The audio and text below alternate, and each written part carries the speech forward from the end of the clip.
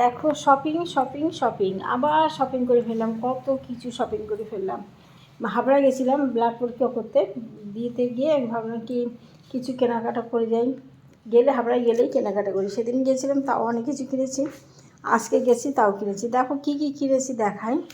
মেয়ে 3/4 প্যান্ট, আর খুললাম না বন্ধুরা, ও কষ্ট করে ভাঁজ করেছে, আমার ভাঁজ করতে হবে। আমার দিক কড়াইতে খিচুড়ি চলছে। এটা দুটো, কালারগুলো কেমন আছে জানো? দুটো প্যান্ট পাইকারি হাট থেকে পাইকারি দোকান থেকে নিয়েছি, তোমার ওই গণেশের দোকান থেকে নিয়ে এসেছি। হাবড়া মার্কেটে তোমার যে কী হাট হচ্ছে, জয়গাছির মোড়ে হাট আছে না, ওখানটায় যে দোকানগুলো আছে গণেশের দোকান, গণেশচন্দ্র কী নামটা হচ্ছে, এই যে গণেশচন্দ্র সাহা অ্যান্ড সন, এই দোকান থেকে সব জিনিস কিনি এবং পাইকারি কিনি জানো। দাঁড়ান ওদেরকে ঢুকিয়ে দিয়ে আয় বিড়াল নিয়ে। ও তার ভিতরে মেয়ে আমার জন্য কিনেছে দিলখুশ। দেখো আমার খেতে খুব ভালো লাগে, মেয়েকে বলেছিলাম তাই মেয়ে দিলখুশ নিয়ে এসে, ওর বাবা জানে না। আমি ব্যাস চান করতে মনে হয়, এই যে নিয়ে এসে ব্যাগ ভিতরে ভরলাম, হয়ে গেল। আমার বর জানলো না। দূর আমি তারপরে কী করেছি, আজকে আমি শাড়ি কিনলাম জানো। আমি বলছি আমার শাড়ি কিনে দাও, 500 টাকা দিয়েছে। 500 টাকা শাড়ি হয় বলো? সুতির শাড়ি।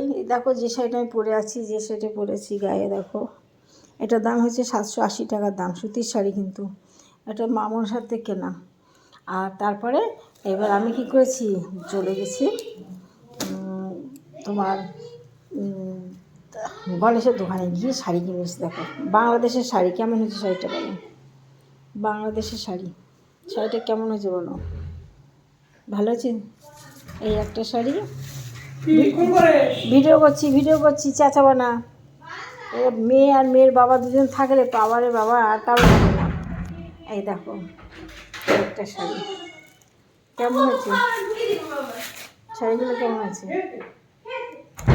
এগুলো কিন্তু বাংলাদেশের শাড়ি জানো, আমার খুব পছন্দ হয় বাংলাদেশের শাড়িগুলো। রং থাকে ভালো হয়, আর তো বেশি দিন পরি না, একটু শাড়ি রং উঠে গেলে সেই শাড়ি পরি না। শাড়ি ছিঁড়ে গেলে ছেঁড়ে লাগে না, তার আগে শাড়ি বাদ দিয়ে দিই। একটু রং উঠে গেলে আমি শাড়ি পরি না। আর খোঁচা লাগলে তো কোনো ব্যাপার না। আর আমার কাজী দিদি কী করে জানো, কাপড় মেলবে, প্রত্যেকটা কাপড়ের ভিতরে ফুটো করবে। আমার মনে হয় আমার ব্লাউজগুলোর সঙ্গে মেলা থাকে, তো সেই ব্লাউজগুলো নিয়ে টান দেয়, ব্যাস কাপড়গুলো ফুটো হয়ে যায়।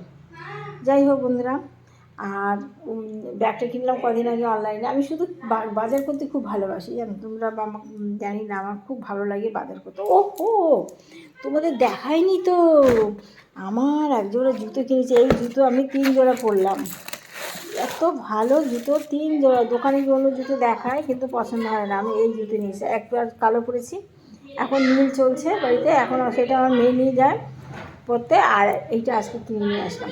আমার মেয়ে জানো 3 জোড়া জুতো, কিন্তু ও আমারটা নিয়ে টানানি করবে, ওই বাইরে ফেলান থাকে, টানানি চলে যাবে। আমি একসাথে 3 জোড়া জুতো কিনেছিলাম, ওকে একজনে দিয়ে দিয়েছি, পাট আটকানো জুতো পরতে পারি না, ব্যথা করে আঙুলে।